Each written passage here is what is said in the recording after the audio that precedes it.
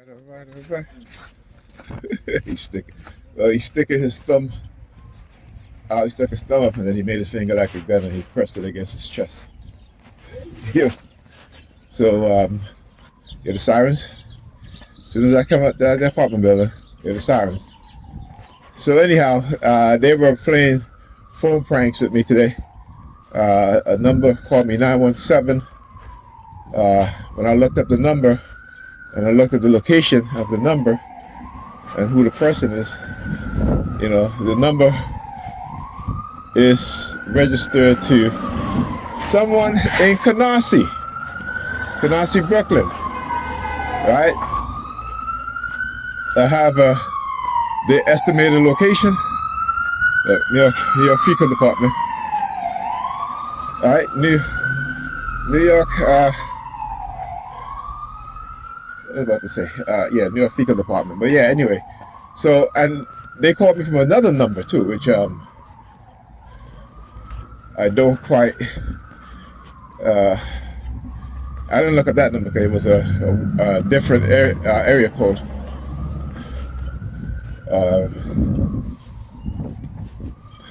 Yeah.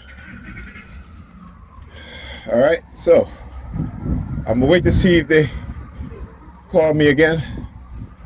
Because I answered, and no one answered. No one said anything.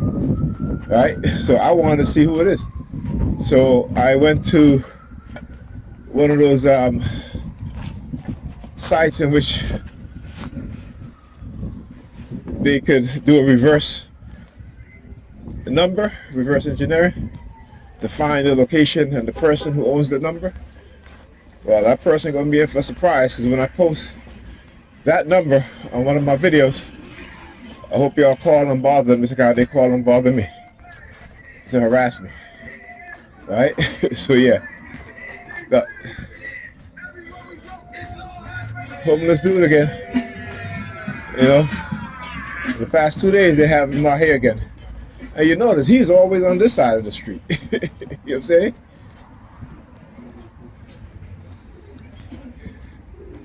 He is always on this side of the street, just standing there. Either right there or at the corner right here. Right? Like I tell you, they use the most vulnerable of people in society. They use them to engage in stalking also, because usually when they use others, they may have jobs or what have you, and what they do is a crime, so they don't want to be identified. So there are times, like I said, when then they go back to using like teenagers. See, when they use these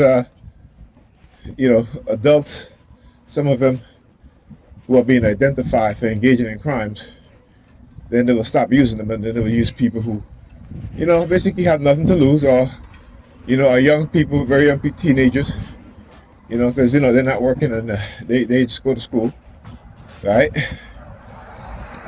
So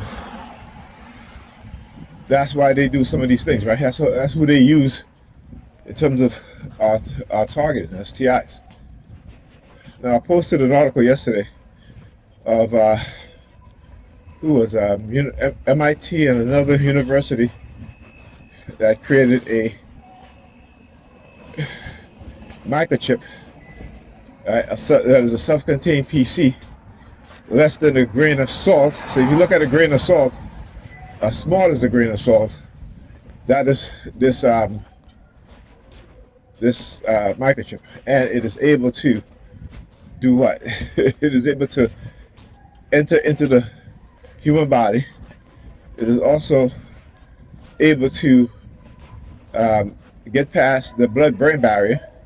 So the blood-brain barrier is a defense mechanism which the brain has, so that it attacks foreign objects or viruses that tries to enter the brain, right? So they're able to develop microchips which they can inject into you and could get past the blood-brain barrier. Right? And again, it's as small as a grain of salt. You see how small the salt is? Now this is what the universities, right? Private universities have developed. Imagine what the CIA, DARPA, the DOD have now, right? You know, we talk about, if you look at, go watch a video with Dr. James Delgado. He worked for DARPA. He was what you would call a CIA doctor, a neuroscientist. And he talks about how they have aerosolized these things. So, see, spitting, come aside to spit, that's exactly what they do, right? So they have aerosolized form of microchips, what they call nanobots, right? That you can breathe in. And this you can hear all of this. Like I said, go and look at your fecal department projects. Go and watch the video of Dr. James Delgado. Okay, and you'll have a better understanding of what the CIA, DARPA, the DOD has already created. Right, and most people don't even want to know these things. Right, we know that, you know, how they bioengineered viruses to attack a particular ethnic group, right? And this was from the early 2000s. Yeah, right. And if you go, you can look up. There's a book called what is it called? Shoot, I forgot the name of the book, but anyway, it deals with the U.S. biological program, right? And this book was written in the 1970s, I think, right? And it's about how the U.S. have been engaging in developing bioweapons, chemical weapons, right? For all kinds of things, including, like I said, bioweapons to attack a particular ethnic group. So just like in South Africa, they were creating, they were creating viruses to attack black South Africans, right? And they had already developed it, but they could not use it because of the perceived blowback that the South African government was going to get from the world, maybe even war, right? So they decided not to do that, just like how they wanted to sterilize South African by putting chemicals in the water supply that will sterilize the men and the women, right? The boys and girls, right? And they did not use it again because of the perceived negative blowback, which eventually might have been, you know, a war against the South African apartheid government. So don't think that these people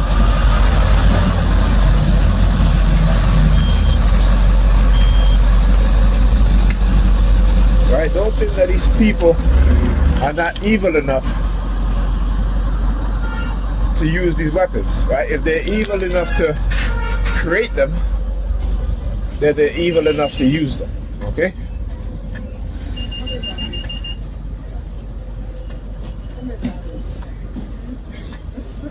Okay, man. Yeah, of course. Okay, man. Come on.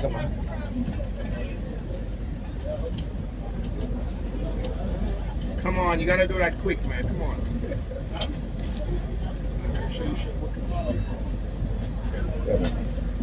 Ma'am. Okay, sir. You sure? Positive.